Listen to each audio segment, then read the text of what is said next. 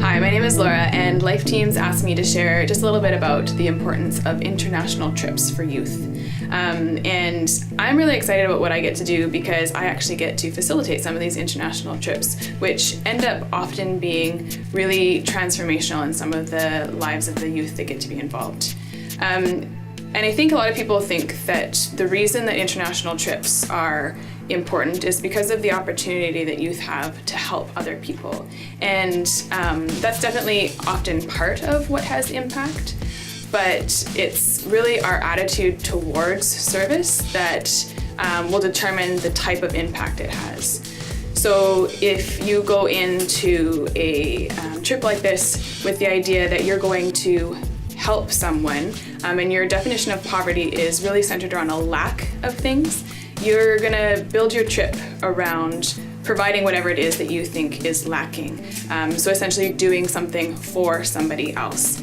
And inadvertently, you can end up reinforcing some of these really unjust power dynamics that I believe are actually at the core of poverty itself. For example, if your trip is built around the idea that you're going to go and build a well because there's a lack of water, and you go and do this for the people there, you are very much set up as the giver and they're very much set up as the receiver. The giver is inherently a much more powerful position and the receiver is less powerful, and so there's this difference in how we see each other and how we view each other as people.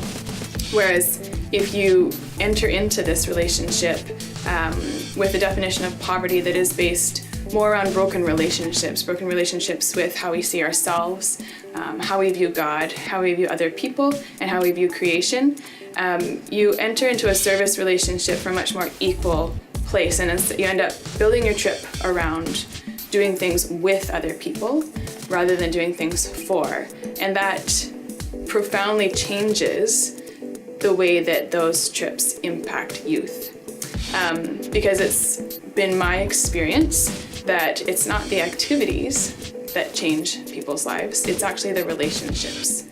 And so as part of my work, I get to take youth to Rwanda every 2 years. They meet up with a group of Rwandan young people, and together they do some projects. So it's not us going there to do stuff for people, it's us going there to work with people. And it's in these relationships that our youth start to see our Rwandan friends as people. Before our youth go to Rwanda, often the only image they have of a Rwandan is a face on a charity commercial or statistics that they've learned about poverty.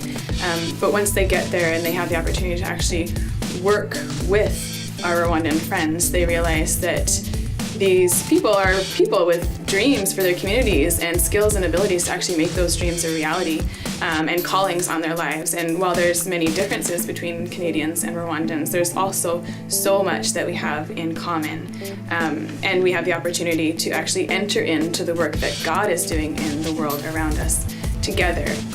And it's these experiences that change lives, because there's something really impacting about working with another person from a different culture and a different background, and working together towards a common purpose, because it sort of busts you out of your boxes and it opens up different avenues of communication, and it brings up different questions about life, and about relationships and about the world and about our place in the world.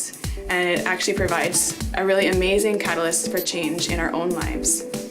And I think that's what's really exciting about international trips and experiences, is that when done well, they can inspire youth to ask those types of questions. And that's, I think, where the real transformation happens.